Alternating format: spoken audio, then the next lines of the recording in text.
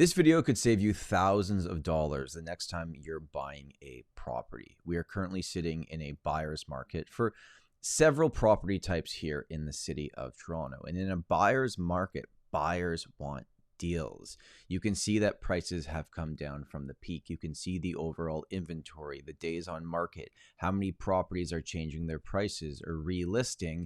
And when you buy something, you want to feel like if you're buying in this market where there's lots to choose from, you get a really good price. But even in a buyer's market, not every seller absolutely has to sell. And you might say, well, then they shouldn't be for sale.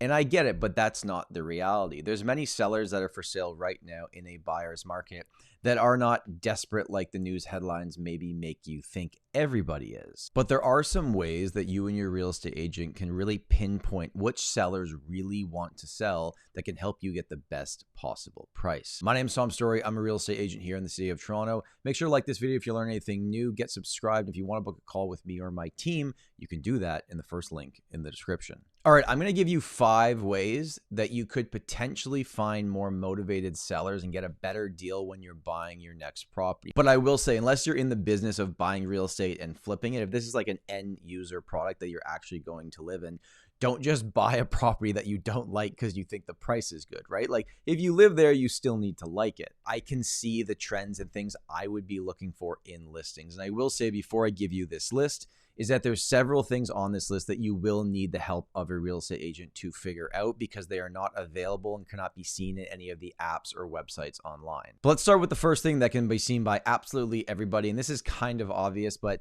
has the property recently changed their price? In the Toronto Real Estate Board, when you see a listing, it says PC beside it. That means price change. That means at some point in the listing term, they have changed their price. And you can see the initial price and the price that they are at now. If they were less motivated, they probably wouldn't change their price because they don't really care. But sellers that want to get sold are actively watching the market and adjusting to where they believe they need to be to line up as a great available option for a buyer. The second way to find a motivated seller is actually find the listings that are offering a higher commission to the buyer broker. Now, this is information, at least as of me making this video, that only real estate agents would have access to. Now, there is no standard commission that is offered, but there is a very usual kind of range that we see in the Toronto real estate market. Sometimes I see listings that are above that range. Now, this is not a strategy we take with our sellers because I think don't offer the agent more to try to incentivize them, literally just decrease your price. Now, again, this is not a strategy I'm too fond of on the listing side, but it is a thing that does exist. So tell your real estate agent to tell you which properties are offering a little bit more. That probably shows that the seller is more desperate to sell. The third thing you can look for is really simple. The word motivated in the listing description. But what I've kind of seen is that it's very rare that in the client remarks, and when I say client remarks, that's what you can see if you don't have a real estate license. On realtor.ca or any of the apps and things like that, you can see the listing description. We would call that the client remarks. It's rare that in the client remarks, it says motivated seller must sell or something along those lines. But then there's another section called broker remarks. And that's what we as real estate agents can see on our system. Many times in the broker remarks, it will actually say, because that's kind of us talking to each other, seller is motivated. Most of the time, I would think almost all the time, because I don't know why you would ever write that in there unless your seller told you to.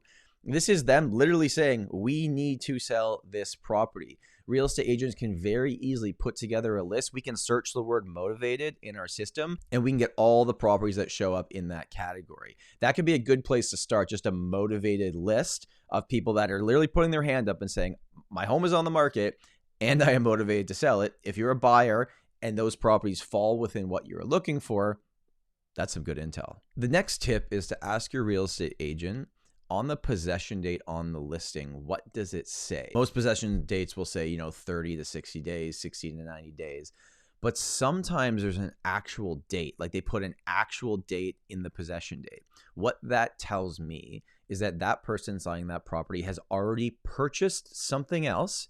And that's the date they're closing on that purchase. And they're trying to line up their sale with their purchase.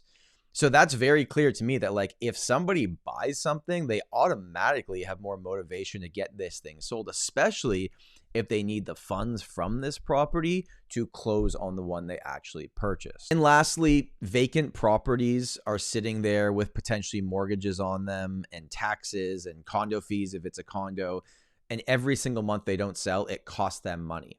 So vacant properties I've seen over the years sometimes have more motivation just to get sold versus, you know, a property selling with a tenant in it, but the tenant's paying rent every month. And it's like, yeah, I could sell, but I'm getting cash flow every month, depending on when they bought this. So vacant properties, just generally, if you're looking for like occupancy status, vacant usually does pretty well in terms of the motivation because it's literally costing them money every single day that property is not sold. And this could be a bit of a bonus tip, and you'd really have to do some research on this, but you could look back for properties that are on the market and just see when was the last time it was purchased. And if it was like 4 to 4.5 years ago, what does that tell you? It tells you that probably they have a mortgage renewal coming up. Now, not everybody will be in this circumstance, but a lot of people take that 5-year fixed rate and they're coming up. And even though rates have gone down, they're still going to renew at a higher price than they had gotten originally when they bought the property. So that's another way you could look at it and go like, hey, maybe they have a renewal coming up. No one's going to say that in the listing. Like, we have a renewal coming up, we have to sell. But there's sneaky ways to try to figure these things out. All right, I want to wrap this video up with 2 other pieces of advice. What about power of sales? Is that not saying that like the bank's taken over the property and they have to sell it? Can I not get a deal by buying a power of sale? In some cases, maybe, but I'll just give you my experience on this. Banks are not necessarily easy to deal with. They cross out absolutely everything on the offer. Every property sold by a bank is as is. So they're giving you no warranties or representation. Again, I'm giving you my experience here in the city of Toronto. They take a long time to respond. It's not a great experience as a buyer. So like if you find a place that's a power of sale, by all means, if you love it, make an offer, go through the process. But it doesn't mean just because the bank now owns it again that they're going to just give it away. That's not how this works. And finally, you might be thinking, well, Tom, properties have been sitting on the market for a long time. They probably have motivation to sell because they haven't sold yet. I actually think it's the opposite. If they haven't changed their price or adjusted to the market and they've been sitting for 60, 90, 100 days on market, it actually tells me they have no motivation to sell.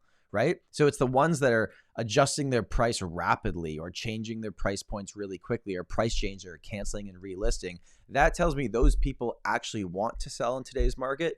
The people that are sitting on the market for a long time have no motivation to find a buyer unless they can get their price, which may or may not be realistic. Thank you for watching. I hope you learned something new. I hope you can save thousands of dollars, but just remember, not every seller is motivated even in a buyer's market. So pick your spots, know what to look for, and you can make really smart decisions. My name's Tom Storey, and remember, home is where your story begins.